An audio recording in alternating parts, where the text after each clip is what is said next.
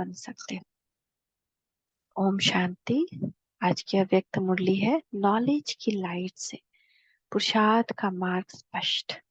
सभी जो पुरुषार्थ कर रहे हैं उस पुरुषार्थ द्वारा वर्तमान समय की प्राप्ति का लक्ष्य कौन सा है? देव पद की प्राप्ति तो भविष्य की है।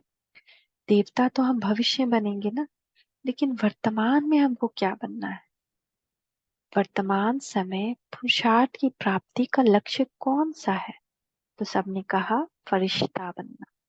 फरिश्ता बनना ठीक है, तो फरिश्ते की मुख्य क्वालिफिकेशन क्या है? कैसे जाने कि हम फरिश्ता बन गए हैं? तो फरिश्ते बनने के लिए 2 क्वालिफिकेशन कौन सी है? एक लाइट, दूसरी माइट। वो संपूर्णतः प्रकाश का शरीर, प्रकाश ही प्रकाश हमारी बुद्धि में हो। तो प्रकाश किसका होगा? ज्ञान का। और दूसरी शक्ति हो, यानी योग की भरपूर शक्ति हो। दोनों ही जरूरी है। तो लाइट और माइट दोनों ही फरिश्तेपन की लाइफ में स्पष्ट दिखाई देते हैं। लाइट प्राप्त करने के लिए विशेष कौन सी शक्ति चाहिए? शक्तियां तो बहुत है, लेकिन माइट रूप व लाइट रूप बनने के लिए एक एक अलग गुण बताओ। बाबा कह रहे हैं कैसे बनोगे लाइट और माइट? कौन सा गुण आना चाहिए? कौन सा शक्ति आना चाहिए? तो बाबा कह रहे हैं एक है मनन,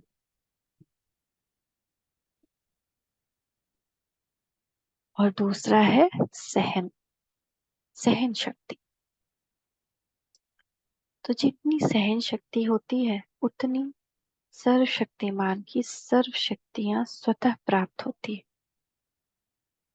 जितनी सहन शक्ति होती है, तो जितना हम सहेंगे उतना सर्व शक्ति प्राप्त होगी।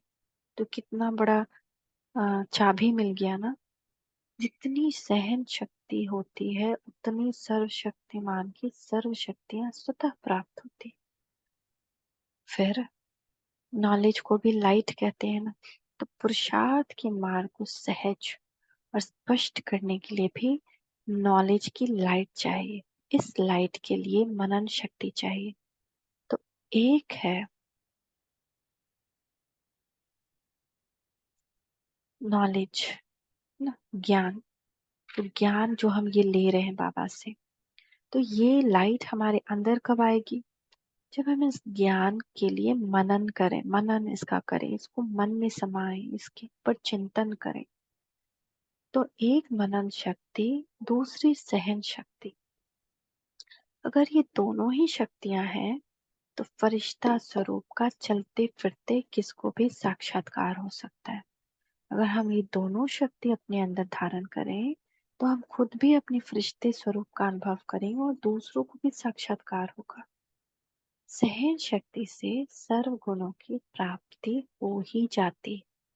जो सहन शक्ति वाला होगा उसमें निर्णय शक्ति, परखने की शक्ति, गंभीरता की शक्ति ऑटोमेटिकली एक के साथ अनेक आ जाते हैं।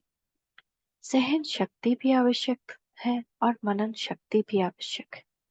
मनसा के लिए है मनन शक्ति, वाचा तथा कर्मना के लिए सहन शक्ति। यानी मन को मजबूत बनाएगा मनन शक्ति, और वाचा बोल और कर्म के लिए है सहन शक्ति, कि मुख से कुछ भी ऐसा ना निकले, एकदम सहन कर ले, कर्म में भी और वाचा में भी।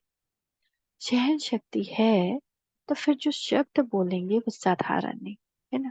कोई हमको गाली देगा तो सहन शक्ति है तो हम गाली नहीं देंगे, हम दुआएं देंगे।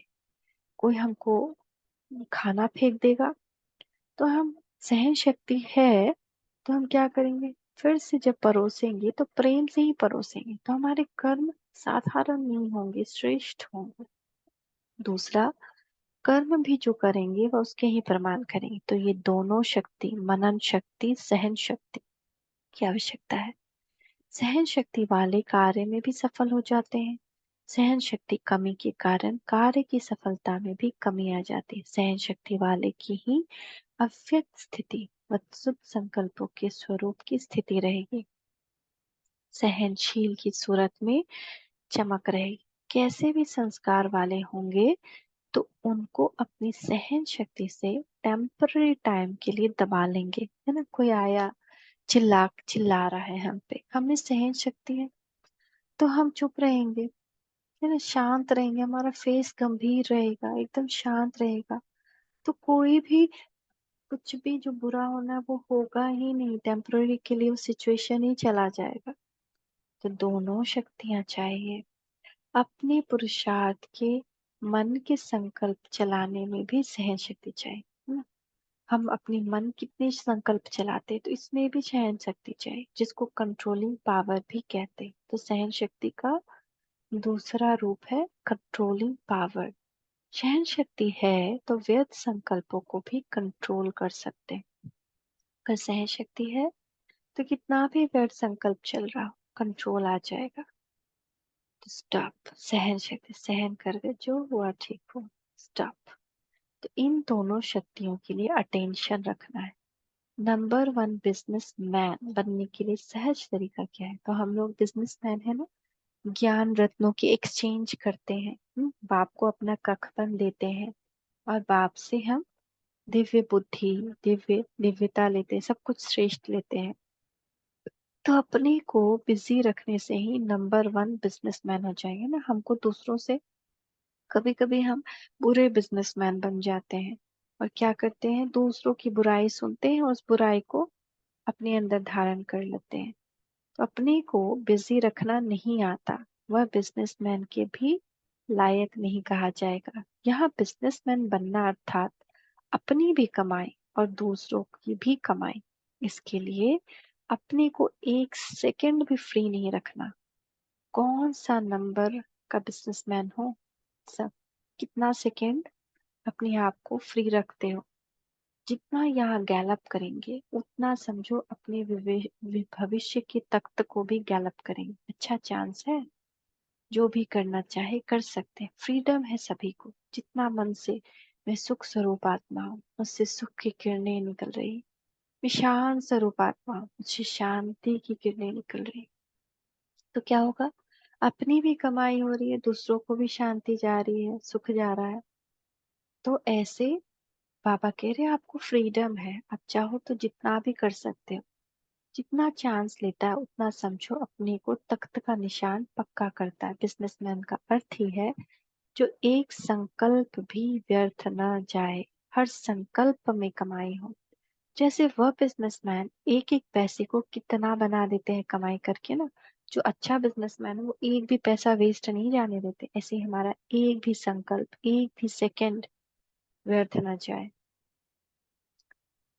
यह भी एक एक सेकेंड व संकल्प कमाई करके दिखाए, उसको कहेंगे नंबर वन बिजनेसमैन। तो हमको नंबर वन बिजनेसमैन बनना है। बुद्धि को और काम ही क्या है, बुद्धि इसी में ही बिजी रहनी चाहिए। और सभी तरफ तो खत्म हो गए ना, वह कुछ रहा हुआ है जहाँ बुद्धि जा सके? सभी तरफ तो खत्म हो गए ना, अपने पुराने संस्कारों की का तरफ भी खत्म हो गया ना। बुद्धि को जाने की तरफ रास्ते ठिकाने वही। बुद्धि वह तो पुराने संस्कार तरफ जाएगी, वह तो अपने शरीर के हिसाब किताब तरफ जाएगी, है ना। मन परेशान हो जाएगा, जो शरीर में दर्द आ गया, जो शरीर में कोई कुछ भी प्रॉब्लम आ गया, है ना। तो क्या होगा, जैसे अब किसी को सर्दी हो गया तो बार बार बंद नाक की तरफ ध्यान जाता है। तो ऐसे ही, लेकिन जो श्रेष्ठ बिजनेसमैन होगा वो क्या होगा, जैसे छोटा बच्चा देखे कि उसको कुछ भी होता है ना, फीवर होता है या फिर आ, सर्दी होता है, तो उसका खेलने में लग जाता है, तो उसको ध्यान भी नहीं रहता कि ये सब ये है। तो अगर ऐसे ही हम अपनी बुद्धि को बिजी करते हैं तो हमारा भी ध्यान भी नहीं जाएगा और हम जल्दी ठीक होंगे। क्योंकि जितना हम उस चीज के लिए संकल्प करते हैं उतना वो बढ़ता है, उसको हम अपनी एनर्जी दे रहे हैं, तो उसको मना बढ़ा रहे हैं, है ना। जैसे कि एक मान लेते हैं कि एक बैक्टीरिया है ना, उसको हम बैक्टीरिया को और बड़ा कुछ उसकी खाने का चीज उसको दे रहे हैं तो बैक्टीरिया क्या होगा, बढ़ेगा। और अगर हम दवाई दे दे रहे हैं तो मर जाएगा, है ना। तो ऐसे ही अगर हमारे अंदर कोई बीमारी है तो उस पे हम जब संकल्प चला रहे हैं उसको एनर्जी दे रहे हैं उस बीमारी को बढ़ने के लिए। लेकिन अगर हम बुद्धि को बिजी रख रहे हैं, तो जैसे कि उसको हमसे एनर्जी मिलना बंद हो गया, तो जितने समय के लिए उसको आना था उतना ही समय रह करके वो चला जाएगा। लेकिन अगर हम उसको अपनी संकल्प की ऊर्जा भी देंगे, तो वो लंबा चलता है। तो इसी तरह बुद्धि को बिजी रखेंगे, कहेंगे मैं स्वस्थ हूँ, मैं बिल्कुल ठीक हूँ, मैं उड़ रहा हूँ, मैं चल रहा हूँ, मैं फिर रहा हूँ, मेरे साथ बाबा है, बाबा अपना काम कर रहा है, मुझे स्वस्थ कर रहा है। तो जो आया था दर्द चला गया, जो बीमारी आई खत्म हो गई। तो ऐसे ऐसे जब करेंगे तो वो खत्म हो जाएगा। लेकिन हम क्या करते हैं, झंडा गाड़ देते हैं अपनी बीमारी का। देखो देखो, जानो, सोचो, देखो तो पूरा दुनिया को पता चल जाए, और डेली पता चले कि मेरा इतना बीमारी है, मेरा इतना बीमारी है। कोई कोई को हाय हाय बहुत करने करने का आदत होता है। कोई कोई को अब देखिएगा, नहीं भी बीमारी रहेगा ना, तो सबका ध्यान आकर्षित करने के लिए वो बहुत बहुत बीमारी को दिखाएगा।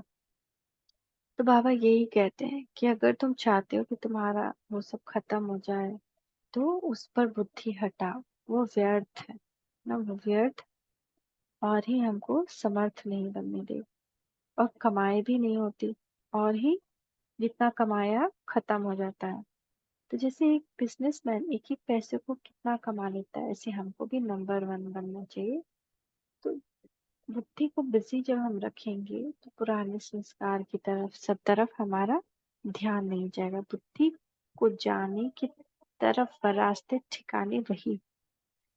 तो बुद्धि व तो पुराने संस्कार तरफ जाएगी, वह अपने शरीर के हिसाब किताब की तरफ जाएगी, वह मन के व्यर्थ संकल्प तरफ खींचेगी। यह तो सभी खत्म हो गए ना, बल शरीर का रोग रहता है, उसकी नॉलेज रहती कि फलाना दर्द है, इसका यह निवारण है।